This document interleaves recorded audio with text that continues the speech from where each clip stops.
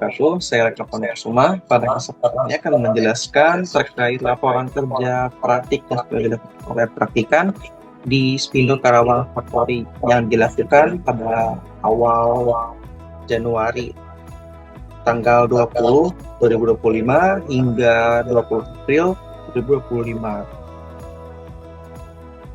Nah, untuk yang pertama yaitu tentang planning kerja praktikan, yaitu untuk pertama penempatan divisi praktikan ditempatkan di divisi PPIC.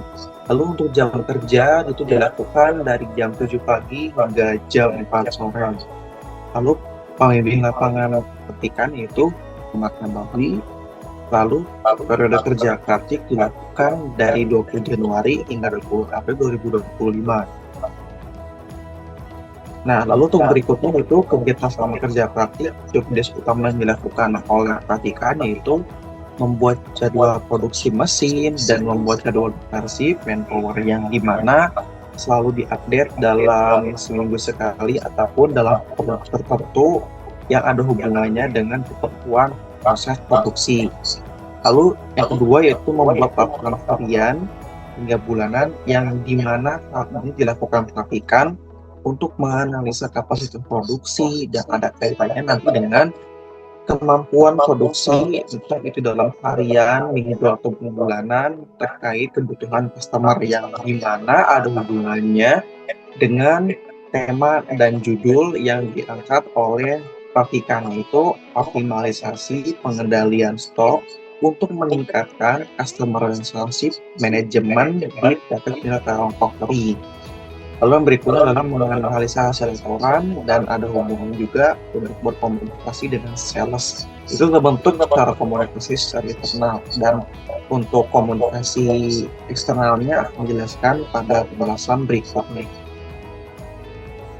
Nah, lalu tahapan kerja praktikan itu yang pertama, kerja praktik dilakukan selama 3 bulan dan dalam kerja satu harinya itu dilakukan selama 8 jam dan dilakukan dalam seminggu itu 5 hari.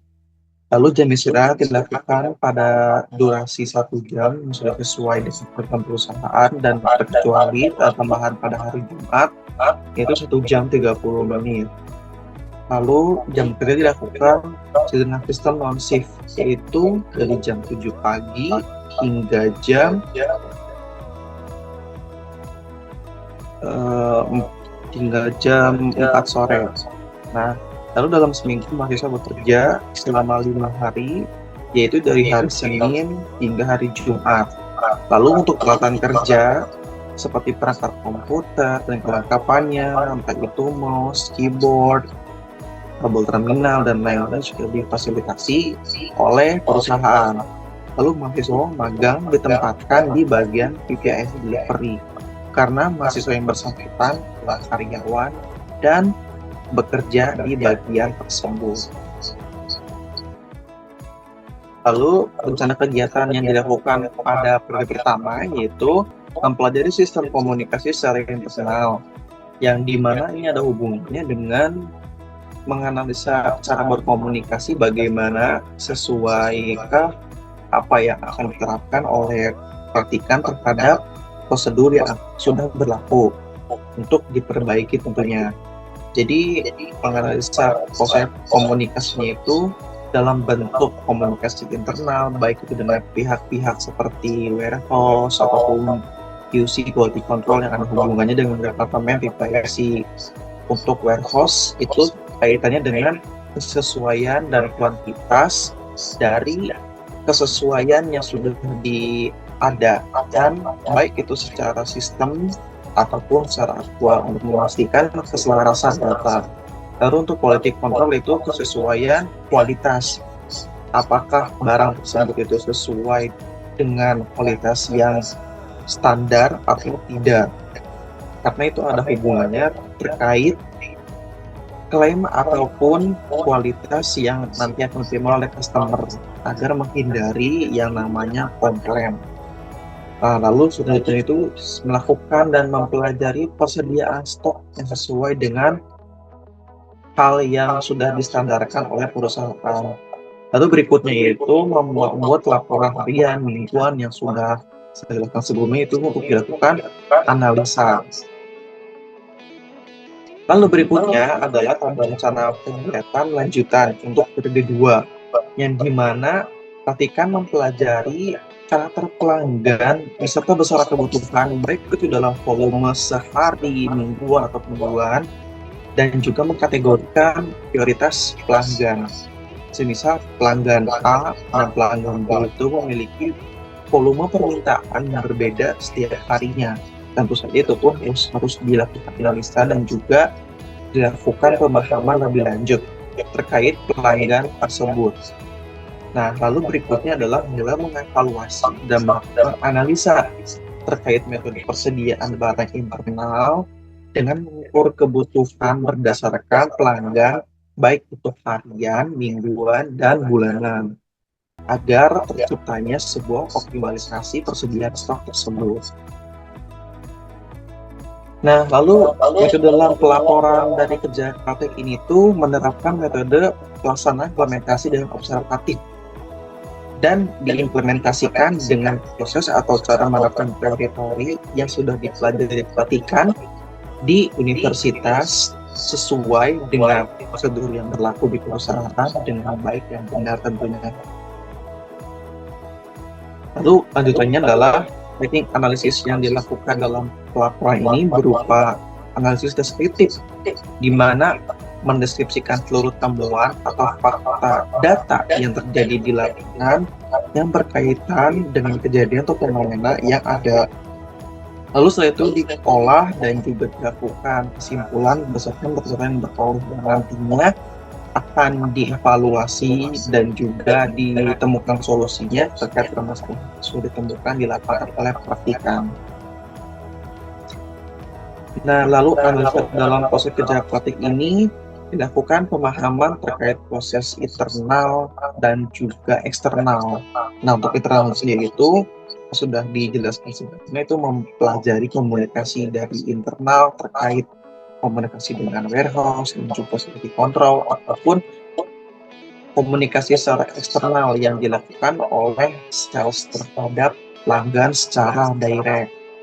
Nah, lalu di sisi lain juga tuh kita mempelajari persediaan barang yang dalam mesin. Oleh karena itu perlu adanya pemahaman dan pengertian dalam melakukan komunikasi dan juga dalam memahami dari prosedur ataupun ketentuan yang dilakukan perusahaan tersebut. Karena dua hal ini itu dalam berkomunikasi dan juga dalam pemenuhan kebutuhan pelanggan itu akan berpengaruh terhadap pemenuhan barang pelanggan yang dimana ada kaitannya dengan peningkatan kualitas ataupun penurunan kualitas dari tingkat kepuasan terkait hubungannya dengan customer relationship management. Nah, oleh karena itu perbaikan dilakukan oleh pelatihan yaitu membuat sebuah metode analisa dalam bentuk Excel yang dimana bisa dilihat secara menyeluruh dari sekian banyak item yang dilakukan dengan cara otomatis dan tidak perlu lagi melakukan cara analisa satu persatu item yang dilakukan secara manual. Nah, karena data ini sendiri juga yang dilakukan untuk menganalisa jikalau ada problem dalam pemenuhan material ataupun dalam mengukur kapasitas permintaan untuk 2, 3, ataupun 4 hari ke depan untuk meminimalisir terjadinya ketidaksesuaian dalam pemenuhan customer apapun dalam permintaan yang dadakan. Karena itu tentu juga ketika menjelaskan bahwa perlu adanya mempelajari dari segi permintaan volume customer dan juga kriteria ataupun karakteristik dari permintaan customer. Nah, lalu di sisi lain juga ketika melakukan sosialisasi kepada karyawan lain agar dapat menggunakan cara otomatis tersebut agar terciptanya lingkungan kerja yang adaptif dan juga inovatif tidak ketinggalan zaman.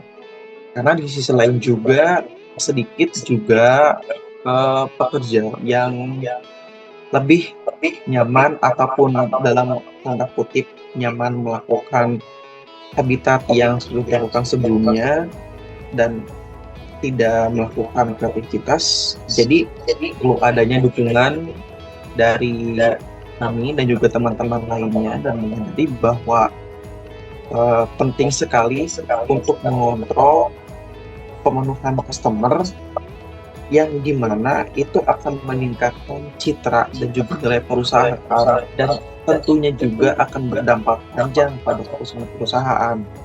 Dan oleh karena itu, dengan terciptanya lingkungan yang ahli tersebut akan meningkatkan efisiensi dan juga produktivitas secara maksimal. Sekian materi dan juga pemaparan yang sudah dipaparkan oleh Pak Fikam terkait kerja praktik yang dilakukan di PT Spindo selama 3 bulan. Kurang lebihnya mohon maaf. Terima kasih.